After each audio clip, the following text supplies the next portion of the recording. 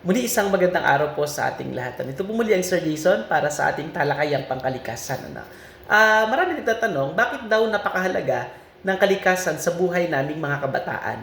Sa isang simpleng pagpapaliwanag, kapag pinag-uusapan natin ang kalikasan, kadalasan, iniisip natin ito bilang simpleng usapin ng basura, puno o polusyon. Pero ang totoo, ang usapin ng kalikasan ay usapin ng kinabukasan ng mga kabataan.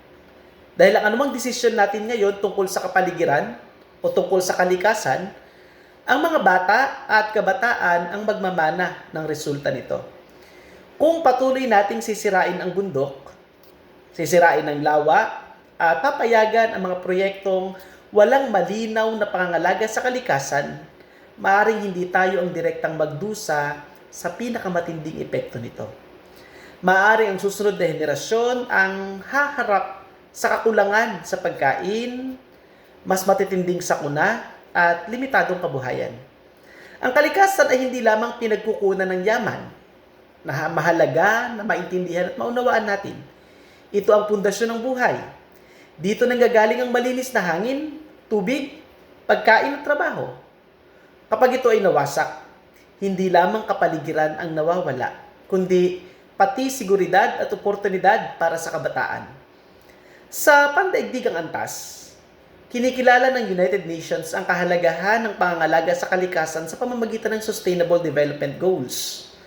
Ipinapakita nito ang tunay na pag-unlad o pinapakita nito na ang tunay na pag-unlad ay hindi dapat nakatuon lamang sa kita, kundi sa pangmatagalang kapakanan ng tao at ng susunod na henerasyon.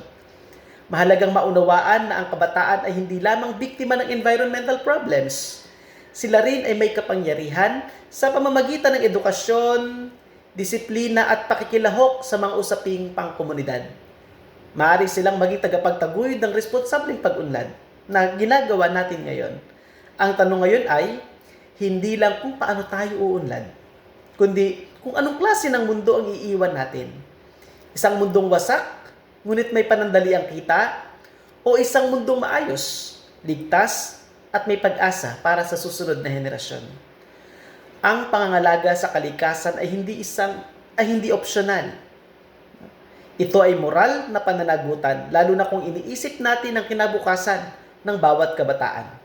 Sa huli, ang tanong ay simple ngunit mabigat. Kapag dumating ang panahon na ang kabataan ang magtatanong sa atin kung anong ginawa natin para protektahan ang kalikasan, ano ang magiging sagot natin? Muli, ito ang inyong Sir Jason para sa ating usapang pangkalikasan. Once again, thank you and God bless everyone.